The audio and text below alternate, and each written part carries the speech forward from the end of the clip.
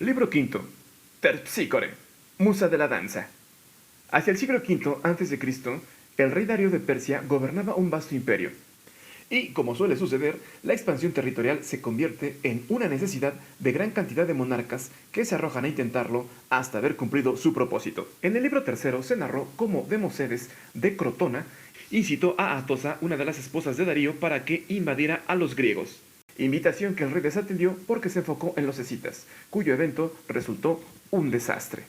Y si hubiese sido por Darío, tal vez la invasión a los griegos nunca se hubiese efectuado, de no ser por los jonios, quienes convencieron a los atenienses para luchar contra los persas, que los tenían bajo su dominio.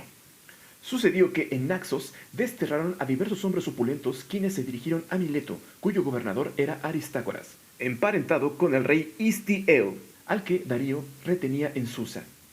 Al cabo de un tiempo, los refugiados pidieron a Aristágoras que los dejara partir a su isla. El gobernador, quien veía una opción para adueñarse de Naxos, dijo que al no estar presente el rey Histieo no tenía la facultad de otorgar permiso, pero lo consultaría con el sátrapa Artafrenes, hermano de Darío, que dirigía Sardes. No demoró Aristágoras en acudir hasta Artafrenes para persuadirlo de que hiciera una ofensiva contra las islas Cícladas, para apoderarse de ellas y después dirigirse hacia Eubea, de la que podría ser fácil tomarla. El persa quedó convencido de la nueva expedición, pero dijo que debía consultar a su hermano Darío, quien, después de dar su consentimiento, 200 triremes partieron hacia las islas, cuyo general sería el persa Megabates, primo de Darío. El ataque parecía llevar buen rumbo, pero sucedió que Megabates inspeccionaba cada una de las naves, y como no encontró al capitán Escilax en la que le correspondía, el persa mandó que lo ataran en uno de los remos para recibir el castigo merecido. Aristágoras pidió al persa que lo desataran, pero aquel se opuso a la súplica, así que el milesio se prestó a desatar a su amigo. Megabates se molestó con él, y en contraste, Aristágoras trató de imponer su autoridad y le increpó al persa que estaba ahí para obedecer sus órdenes y no para rebatirlo. Sintiéndose humillado, Megabates mandó avisar a los hombres de Naxos los propósitos de Aristágoras. Entonces los isleños se dieron prisa para fortificar la ciudad y defenderse aguerridos. En consecuencia, la invasión resultó un fracaso, en el que se perdió una enorme suma de dinero que Artafrenes exigió le devolviera Aristágoras. Agobiado ante la gigantesca deuda, Aristágoras comenzó a maquinar la rebeldía contra los persas, y aunado a ello recibió un mensaje de Histieo, retenido en Susa, quien le envió el recado tatuado en la cabeza del mensajero, pidiéndole que se rebelara contra el rey. Aristágoras no perdió el tiempo, y declaró a Mileto libre del reino de Darío, e incitó a las demás polis de la costa que hicieran lo mismo, que derrocaran a los tiranos que en ellas gobernaban y eligieran a un general como representante. Su propuesta obtuvo los resultados esperados, y poco a poco la costa de Asia Menor se declaraba en libertad. No obstante, Aristágoras sabía que necesitaba de un aliado poderoso que pudiera auxiliarlos. Se dirigió a Esparta, cuyo rey era Cleómenes, llevando consigo un mapa manufacturado en una plancha de bronce que mostraba toda la tierra conocida, junto con los mares que se extendían alrededor de ella. Entonces Aristágoras le solicitó a Cleómenes que lo ayudara a combatir a los persas, mismos que eran torpes en el combate, ya que no contaban con el mismo equipamiento ni con la estrategia de guerra que tenían los hoplitas espartanos.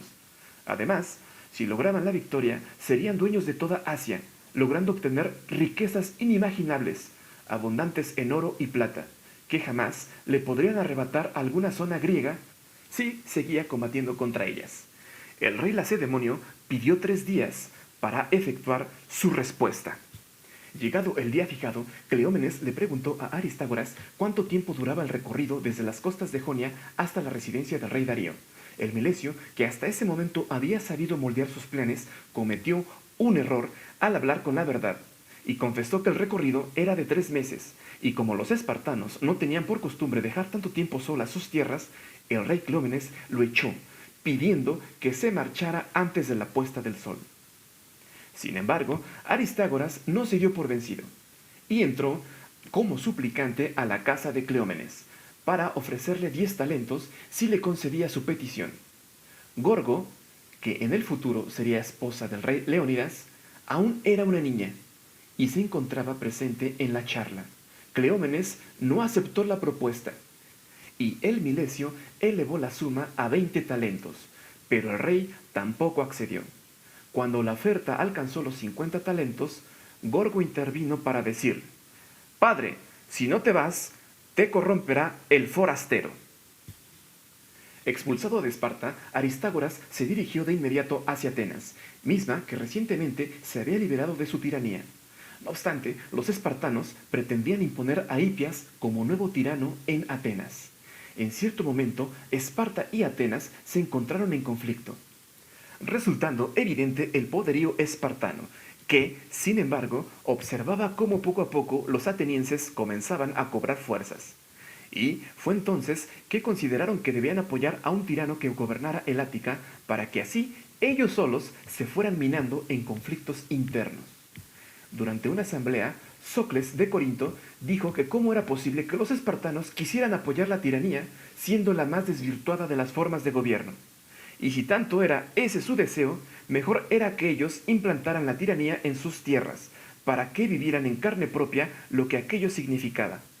Y después de eso, sin duda, propondrían otros pareceres.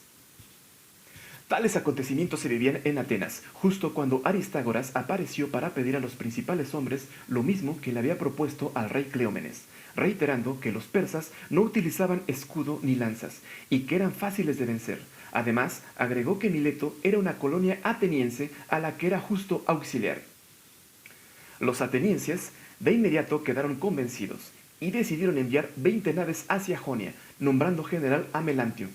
Ante dicho resultado, Heródoto señala que es más fácil engañar a muchos que a uno solo, pues a Aristágoras le fue más fácil engañar a 30.000 atenienses congregados que a un solo hombre como Cleómenes, que lo echó de su tierra. Tiempo después, los atenienses y sus aliados se encargaron de tomar y quemar la ciudad de Sardes, promovida por Aristágoras. Cuando el rey Darío se enteró de lo ocurrido, preguntó quiénes eran los atenienses, y después de que le contestaran, pidió su arco, colocó en él una flecha y la lanzó hacia el cielo, mientras le pedía a sus dioses que le permitieran vengarse de esos hombres.